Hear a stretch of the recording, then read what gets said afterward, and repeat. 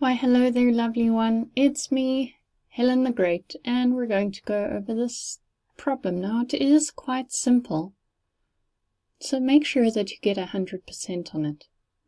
We've got 5 to the power of x and 25 to the power of x minus 1.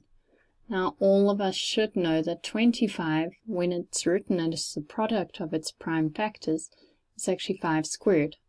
And at the bottom, in the denominator, we have 125, when written as a product of its prime factors, becomes 5 to the power of 3. So let's write that down. I've got 5 to the power of 2, and x minus 1, and in the denominator, I've got 5 times by 5 to the power of 3 x. Now I can predict where most of you are going to go wrong. You're going to remember to multiply the x by the 2, but you're not going to remember to multiply the negative 1 by the 2.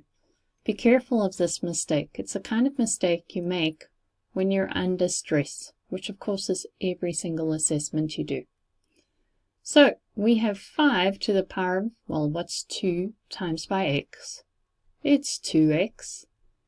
And what's 2 times by negative 1? It's going to be negative 2.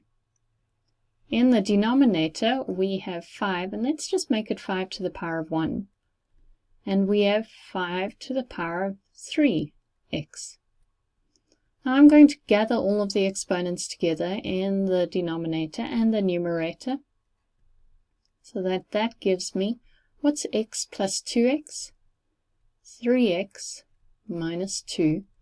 And at the bottom, we have 5 to the power of 3x plus 1. There are multiple ways to do this now, but I like to gather all of the terms and then bring the exponents that are in the denominator up to the numerator.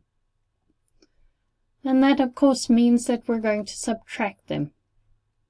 The brackets help me to remember to multiply into here, the negative into here, and that means I'll get a negative 1. So be careful to use brackets effectively.